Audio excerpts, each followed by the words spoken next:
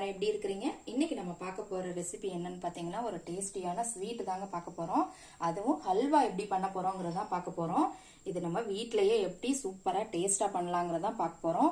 கோதுமை மாவுல தாங்க நம்ம இன்னைக்கு இந்த ஹல்வா பண்ண போறோம். பாருங்க பார்க்கிறதுக்கு எவ்வளவு அட்டகாசமா சூப்பரா இருக்குதுன்னுட்டு. இந்த கோதுமை ஹல்வாவை வாங்க எப்படி ப்ரிப்பேர் பண்ணலாம்ங்கறத பார்த்துடலாம். ஒரே ஒரு கப் கோதுமை மாவு தாங்க, நிறைய இன்கிரீடியன்ஸ் எல்லாம் இருக்கு, தேவையில்லை. இப்போ வாங்க இதை எப்படி ப்ரிப்பேர் பண்ணலாங்கிறத பார்க்கலாம். வீடியோவை ஸ்கிப் பண்ணாம பாருங்க, அப்பதான் என்னென்ன அளவுகள்ல நம்ம என்னென்ன பொருட்கள் போடுறோம் அப்படிங்கிறது உங்களுக்கு தெரியும். இப்போ வாங்க எப்படி ப்ரிப்பேர் பண்ணலாங்கிறத பார்த்துடலாம். இன்னைக்கு நம்ம அல்வா பண்றதுக்கு கோதுமை மாவு எடுத்துக்கலாங்க. நான் இன்னைக்கு 1 டம்ளர் அளவுக்கு கோதுமை மாவு எடுத்துக்கிறேங்க. நீங்க எந்த கிளாஸ்க்கு அளவு எடுக்கிறீங்களோ அதை வச்சே தாங்க எல்லா மெஷர்மெண்ட்டும் எடுத்துக்கணும். கிளாஸா இருக்கட்டும் இல்லைன்னா பவுலா இருக்கட்டும், அப்பதான் உங்களுக்கு கரெக்டா அந்த அல்வாவோட டேஸ்ட் கிடைக்கும். இன்னைக்கு நான் கிளாஸ்ல எடுத்திருக்கிறேன். கோதுமை மாவு நல்லா எந்த மாவா இருந்தாலும், கடையில வாங்கின மாவா இருந்தாலும் சரி, வீட்டுல நீங்க அரைக்கிற மாவா இருந்தாலும் சரி, ஜலிச்சுட்டு யூஸ் பண்ணுங்க. நைஸா இருக்கணும் நல்லா. இப்ப இதோட நம்ம 1 கிளாஸ் தண்ணி சேர்த்துக்கலாம். மொத்தம் 5 கிளாஸ் தேவைப்படுங்க தண்ணி. ஒரு கிளாஸ் ஊத்தி நல்லா கட்டி இல்லாம நம்ம கரைச்சிக்கலாம். பாருங்க, இந்த மாதிரி நல்லா கட்டி இல்லாம கரைச்சுக்கோங்க. இப்ப இதோட இன்னும் 4 கிளாஸ் தண்ணி சேர்த்துக்கோங்க.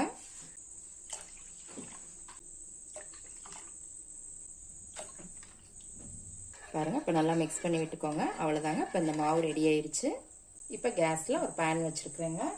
இந்த அல்வாக்கு நெய் நம்ம எந்த கிளாஸ்க்கு மாவு எடுக்கிறோமோ அந்த கிளாஸுக்கு 1/2 கிளாஸ் எடுத்துக்கோங்க நெய். இதுல 2 டேபிள் ஸ்பூன் பக்கம் மட்டும் நெய் விட்டுக்கலாம். முந்திரி பருப்பை இதுல வறுத்துக்குவோம். இப்ப இதுல ஒரு 20 முந்திரி பருப்பு போட்டிருக்கிறேங்க. நான் மீடியம் ஃப்ளேம்ல வச்சு இதை வறுத்து எடுத்துக்கலாம். பாருங்க, இப்ப முந்திரி பருப்பு வறுபட்டுருச்சு. நம்ம ஒரு பிளேட்ல எடுத்து வச்சிடலாம். இப்ப இந்த நெய்லயும் நம்ம கலந்து வச்ச மாவை இதுல ஊற்றிடலாம்.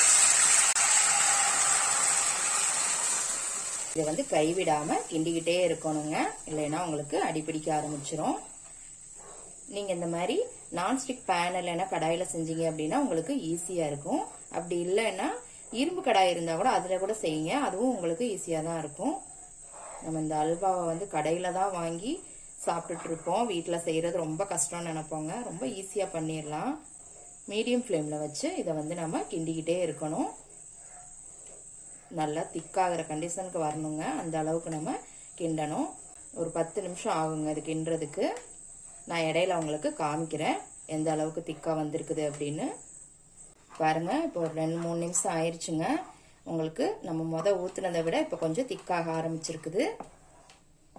தெரியும்னு நினைக்கிறேன் உங்களுக்கு. ஒரு பேஸ்ட் மாதிரி, ஒரு கம் மாதிரி வந்துட்டு இருக்குது. இதே மாதிரி கையெடுக்காம கிண்டிக்கிட்டே இருக்கணுங்க. நீங்க கையெடுக்காம கிண்டினீங்கன்னா தான் உங்களுக்கு கட்டி இல்லாம நல்லா நெல்லுன்னு இந்த அல்வா கிடைக்கும். இப்ப இந்த அல்வாக்கு நம்ம கலர்லாம் போட போறது இல்லைங்க. சுகரை கேரமலைஸ் பண்ணி அந்த கலர் தான் இதுல சேர்க்க போறோம். இப்போ இது ஒரு பக்கம் ரெடி ஆயிட்டு இருக்கட்டுங்க. நம்ம சுகரை கொஞ்சம் கேரமலைஸ் பண்ணி எடுத்துக்கலாம். இப்போ நான் ஒரு சின்ன பேன்ல ஒரு 1/2 கிளாஸ் சுகர் எடுத்துக்கிறேங்க. எந்த கிளாஸ்ல நம்ம மாவு எடுத்தோமோ அதே கிளாஸுக்கு தான் 1/2 கிளாஸ் சுகர் போட்டிருக்கிறேன். இதை இப்போ நம்ம கேஸ்ல வச்சிடலாம். இதுல ஒரு 2 ஸ்பூன் மட்டும் தண்ணி விட்டுக்கோங்க. இதை கிண்டிக்கிட்டே இருந்தாலேவும் இந்த சுகர் நல்லா மெல்ட் ஆகி கலர் சேஞ்ச் ஆகுங்க. அவ்வளவுதான், வேற ஒன்றும் ப்ராசஸ் எல்லாம் இது கிடையாது. சுகர் நல்லா கரைஞ்சு இதுலயே மெல்ட் ஆகி கொஞ்சம் கேஸ்லயே அந்த சூட்லயே வச்சோம் அப்படின்னா ஒரு ப்ரௌன் கலர்ல வரும். இந்த மாதிரி நீங்க கேரமலைஸ் பண்ணி அல்வா செய்யும் போது அந்த பிளேவரும் நல்லா இருக்குங்க, கலரும் சூப்பரா இருக்கும். பாருங்க, இப்போ ஓரளவுக்கு திக்கா வந்துட்டு இருக்குது. இப்போ நம்ம சுகர் சேர்த்துக்கலாம். சுகர் 2 கிளாஸ் சுகர் சேர்த்துக்கோங்க. 1 கப்பு கோதுமை மாவுக்கு 2 கிளாஸ் சுகருங்க. அதுல 1/2 கிளாஸ் நாம கேரமலைஸ் பண்றதுக்கு போட்டுட்டோம். அதனால 1/2 கிளாஸ் இதுல சேர்த்துக்கலாம். சுகர் போடவுமே மெல்ட் ஆகி கொஞ்சம் தண்ணியா தெரியுங்க. திருப்பியும் உங்களுக்கு கெட்டியாக ஆரம்பிச்சிடும் 2-3 நிமிஷத்துல. நல்லா கிளறிக்கோங்க.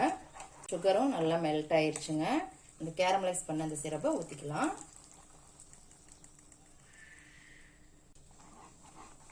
நீங்க உங்களுக்கு ஃபுட் கலர் ஏதாவது சேர்க்கணும்னா கூட நீங்க சேர்த்துக்கலாம். நான் இன்னைக்கு நேச்சுரலா கலர் வேணுங்கிறதுக்காக இதை சேர்த்திருக்கிறேன். இது திக்காக இன்னும் கொஞ்சம் கலர் மாறுங்க.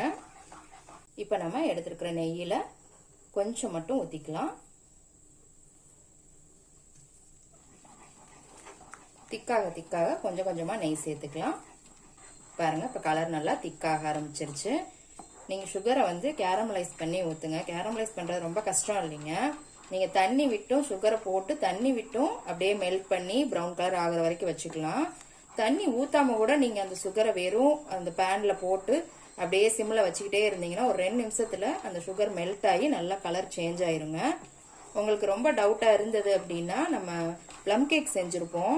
அதில் கூட உங்களுக்கு அந்த ப்ராசஸ் நான் டீட்டெயிலாக காமிச்சிருப்பேன். ஒவ்வொரு சிலருக்கு தண்ணி ஊற்றுனா ஒரு பேஸ்ட் மாதிரி வரும். அது வந்து வரலையே அப்படின்ட்டு நீங்கள் டென்ஷன் ஆகிக்க வேண்டாம். தண்ணி ஊற்றாம கூட நீங்கள் வெறும் சுகரை ஒரு பாத்திரத்தில் போட்டு நீங்கள் கேஸில் வச்சுட்டீங்க அப்படின்னா உங்களுக்கு ப்ரௌன் கலரில் டக்குன்னு ஆயிருங்க 2 நிமிஷத்தில். நீங்கள் அந்த கேரமலைஸ் பண்ணி இந்த ஹல்வா செய்யும்போது அதோட ஃப்ளேவரு அப்புறம் அதோட கலரு ரியலாக இருக்கும். நல்லாயிருக்கும், பார்க்குறதுக்கேவும் டேஸ்ட்டாகவும் இருக்கும்.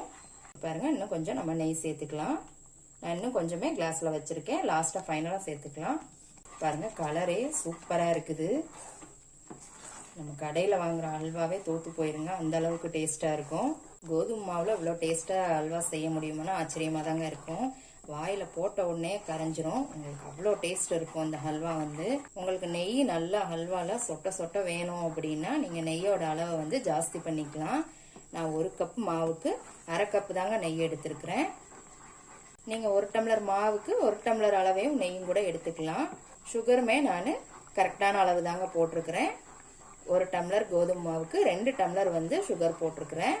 உங்களுக்கு இந்த தித்திப்பு பத்தாது அப்படின்னா நீங்கள் இன்னும் ஒரு 1/2 கிளாஸ் கூட சேர்த்துக்கலாம். பாருங்கள், நல்லா சூப்பராக திக்காகி வந்துட்டுருக்கு. இப்போ நம்ம மீதமுள்ள நெய்யையும் மொத்தத்தையும் ஊற்றிடலாம். நல்லா கிண்டிக்கோங்க. நான் இது வாசத்துக்கெல்லாம் உங்களுக்கு ஏலக்காய் பவுடர்லாம் போடலைங்க. ஏலக்காய் பவுடர் போடாமையும் இந்த கேரமலைஸோட ஃப்ளேவரே சூப்பராக இருக்கும். உங்களுக்கு விருப்பம் இருந்தால் நீங்கள் ஏலக்காய் பவுடர் போட்டுக்கோங்க. பாருங்கள் எந்த அளவுக்கு இந்த ஹல்வா திரண்டு வந்திருக்குதுன்னு. இன்னும் ஒரு 2 நிமிஷம் இருந்தால் போதுங்க, சூப்பரான கோதுமை ஹல்வா ரெடி ஆயிரும். பாருங்கள், சூப்பராக திரண்டு வந்துடுச்சு ஹல்வா. இப்போ இதோட நம்ம வறுத்து வச்ச முந்திரி பருப்பை சேர்த்துக்கலாம். அவ்வளோதாங்க. இப்போ கேஸ் ஆஃப் பண்ணிடுவோம். இதை ஒரு பவுலில் மாற்றிடலாம். பாருங்கள் எவ்வளோ சூப்பராக இருக்குதுன்னு. இது ஆறுனதுக்கப்புறம் இன்னும் உங்களுக்கு கொஞ்சம் டைட்டாயிருங்க. பாருங்க, ஒரே 1 கப்பு கோதுமை மாவுக்கு 1/2 கிலோக்கு மேலேயே இருக்கும் இந்த ஹல்வா. எவ்வளோ சூப்பராக ரெடி ஆயிருச்சுன்னு பார்க்குறதுக்கே அட்டகாசமாக இருக்குது. சூடாக சாப்பிட பிரியப்படுறவங்க சூடாக சாப்பிட்லாம். இன்னும் கொஞ்சம் திக்காகுங்க ஆறுனதுக்கப்புறம். நீங்கள் அப்பையும் நீங்கள் எடுத்து சர்வ் பண்ணி சாப்பிட்லாம். இந்த டேஸ்டியான கோதுமை ஹல்வாவை எப்படி இருக்குன்னு செஞ்சு பார்த்துட்டு கமெண்ட்ல உங்கள் ஃபீட்பேக் சொல்லுங்கள். அன்போடு சமைத்து ஆனந்தமாய் உண்டு இன்பமாய் வாழுங்கள். வாழ்க வளமுடன்.